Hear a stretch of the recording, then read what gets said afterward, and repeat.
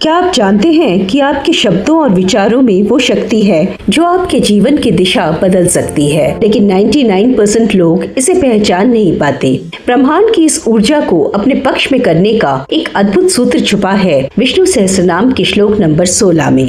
आज हम जानेंगे कि कैसे इस श्लोक में दिए गए 10 दिव्य नाम आपके माइंडसेट को विक्टिम माइंडसेट से विक्ट्री माइंडसेट में शिफ्ट कर सकते हैं। सुनते हैं इस चमत्कारी श्लोक को। ब्राजिष्णु भोजनम भोक्ता सहिष्णुर्जगदादिज अनघो विजयो जेता विश्वयोनि पुनर्वसु।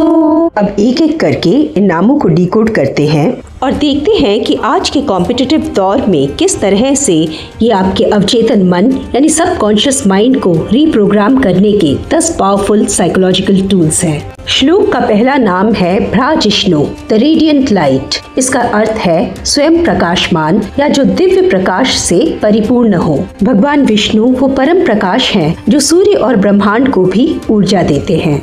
आज के दौर में इस नाम का असली मतलब है एब्सोल्यूट क्लैरिटी एंड कॉन्फिडेंस। जब आप ब्राजिष्णु के विचार से जुड़ते हैं तो आप अपने सबकॉन्शियस माइंड को ये संदेश देते हैं कि आप प्रकाश, ऊर्जा और आत्मविश्वास के एक अटूट स्रोत के साथ जुड़े हैं। जब भी किसी बड़े फैसले से पहले सेल्फ डाउट हो तो इस नाम को याद करें। न्यूरोसाइंस कहता है कि इसकी ध्वनि आपके ब्रेन को तुरंत अल्फा वेव्स में ले जाती है जो स्ट्रेस को मिटाकर आपको डीप फोकस देता है। लेकिन अपने भीतर की इस रोशनी को महसूस करने के लिए हमें उस भ्रम के पर्दे को हटाना होगा जो हमारी दृष्टि को धुंधला करती है। और यही काम आते हैं अगले 2 नाम, भोजनम और भोक्ता। भोजनम का पारंपरिक अर्थ है आनंद की वस्तु या जिसे भोगा जाए। श्री आदि शंकराचार्य जी ने इसकी व्याख्या प्रकृति, माया या सांसारिक भ्रम के रूप में की है। और भोक्ता का अर्थ है आनंद लेने वाला यानी साक्षात ईश्वर। ये नाम हमें अनासक्ति यानी डिटैचमेंट और भाव यानी इंटेंशन का सबसे बड़ा पाठ पढ़ाता है। जब हम बाहरी दुनिया के आकर्षणों से ऊपर उठकर ईश्वर में अपना आनंद ढूंढते हैं तब हमारी मटीरियलिस्टिक क्रेविंग्स अपने आप ही बैलेंस हो जाती हैं। दक्षिण भारत में परम भक्त थी आंदाल जो मंदिर में भगवान को माला चढ़ाने से पहले माला को खुद पहनकर देखती थी कि वो प्रभु पर कैसी लगेगी। एक दिन उनके पिता जो मंदिर के पुजारी थे उन्होंने ये देखा तो उन्हें लगा कि माला अपवित्र हो गई है। उन्होंने विष्णु की मूर्ति को वह माला नहीं पहनाई। लेकिन उस रात भगवान विष्णु ने पुजारी जी के सपने में आकर कहा, मुझे वही मालाएं प्रिय हैं जो आंदाल ने पहनी हो। प्रभु ने उनके शुद्ध भाव को एक बहुमूल्य भेंट की तरह स्वीकारा क्योंकि वो भोक्ता है जो भक्तों के कर्म के पीछे के भाव और डिवोशन को देखते हैं। आज के दौर में इसका प्रैक्टिकल मतलब है माइंडफुल डिटैचमेंट और प्योर इंटेंशन। जब आप केवल बाहरी चीजों में खुशी न ढूंढकर अपने अंदर के आत्मभाव से जुड़ते हैं तो आपका माइंडसेट पूरी तरह ट्रांसफॉर्म हो जाता है। आप परिस्थितियों के गुलाम नहीं रहते।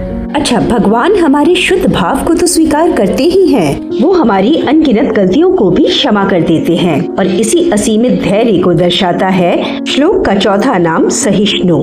प्रभु का स्वभाव सहिष्णु है, अत्यंत सहनशील और क्षमावान। इसका एक उदाहरण मिलता है कालिया दमन की कथा में। जब कालिया नामक विषैले नाग ने अपने विष से यमुना के पानी को दूषित किया तब भगवान कृष्ण ने उसके फनों पर नृत्य करके उसे परास्त किया। लेकिन जब कालिया ने अपनी गलती मान ली और आत्मसमर्पण किया तो प्रभु ने उसे दंड ना देकर क्षमा कर दिया। ये नाम हमें इमोशनल रेजिलियंस और फॉरगिवनेस सिखाता है। मॉडर्न साइकोलॉजी भी ये मानती है कि जब आप कड़वाहट या ग्रजेस पालना छोड़ देते हैं तो आपका मानसिक तनाव और एंजाइटी अपने आप कम हो जाता है, जिससे आपके माइंड की डीप हीलिंग होती है और आपको शांति मिलती है। भगवान में क्षमा करने की असीमित शक्ति इसलिए है क्योंकि वो पूरी सृष्टि के सबसे पहले और सर्वोच्च अधिकारी है और यही सत्य छुपा है 5वें नाम में जगदादिज।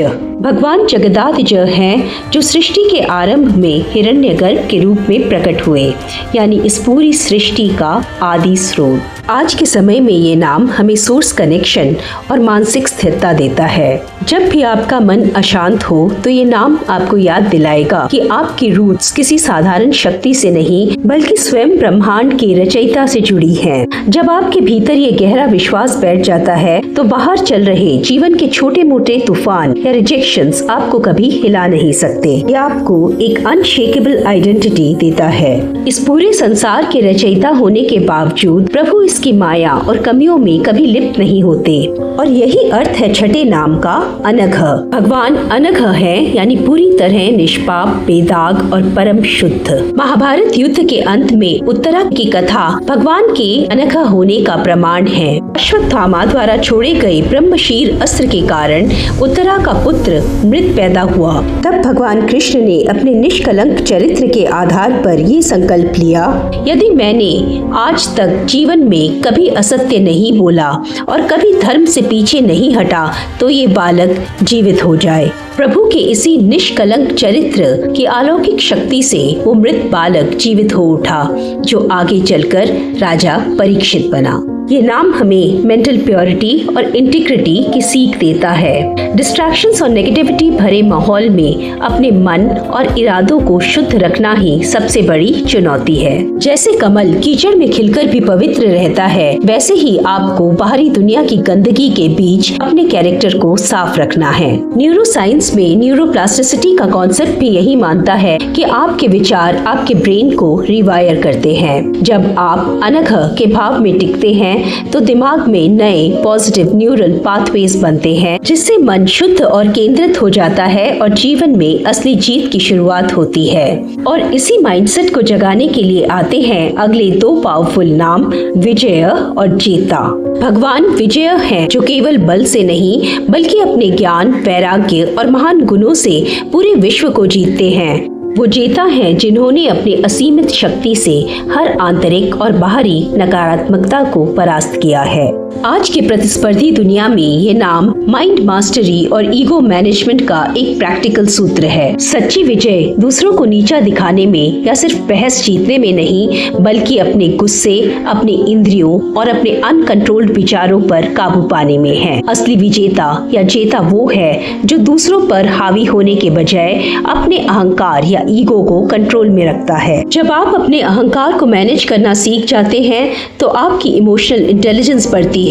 आपका स्वभाव इतना अप्रोचेबल हो जाता है कि चाहे आपके वर्क प्लेस हो या पर्सनल लाइफ, लोग आपके विरोधी नहीं बल्कि आपके समर्थक बन जाते हैं। जब हमारा अहंकार घटता है और हम लोगों से जुड़ना शुरू करते हैं तब हमें इस पूरे ब्रह्मांड में एक डीप कनेक्शन का अनुभव होता है और यही दिव्य संबंध हमें ईश्वर के अगले स्वरूप की ओर लेकर जाता है। विश्व योनि, इसका अर्थ है ब्रह्मांड का आदि स्रोत जिससे ये संपूर्ण विश्व उत्पन्न हुआ है। ये नाम हमें वननेस और कनेक्टेडनेस का गहरा एहसास कराता है जो आज के व्यस्त जीवन में अकेलेपन या आइसोलेशन के डर को पूरी तरह मिटा देता है। विश्व योनि हमें याद दिलाता है कि सब कुछ ईश्वर से शुरू होता है और उन्हीं में विलीन होता है। ब्रह्मांड के हर कण में वही एक चेतना है, इसलिए आप कभी भी संसार में अकेले या अलग थलग नहीं हैं। साइकोलॉजिकली भी खुद को ब्रह्मांड के इस विशाल कॉस्मिक वेब से जुड़ा हुआ महसूस करना मानसिक तनाव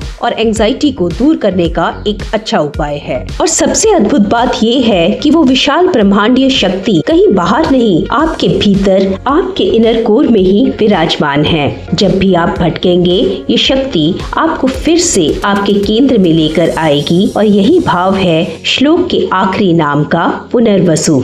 वो पुनर्वसु है जो बार बार हर जीव में उसके अंतरात्मा या इनर सोल के रूप में निवास करते हैं। जब आप पुनर्वसु को यानी अपनी अंतरात्मा को पहचान लेते हैं तो आपका जीवन भीतर से पूरी तरह ट्रांसफॉर्म होने लगता है। आप स्वयं में और दूसरों में उसे एक दिव्य चेतना को देखने लगते हैं। ये आत्म साक्षात्कार यानी सेल्फ रियलाइजेशन का अंतिम चरण है जो आपको गहरे आत्मविश्वास, प्रेम और आनंद से भर देता है। तो देखा आपने विष्णु सहस्त्रनाम के श्लोक में दिए गए 10 दिव्य नाम कैसे आपके सबकॉन्शियस माइंड को रिवायर करने में इंस्ट्रूमेंटल होते हैं। और यही सनातन धर्म की खूबसूरती है। ये सिर्फ रीति रिवाज नहीं बल्कि हमारी चेतना को समझने की एक गहरी फिलॉसफी है।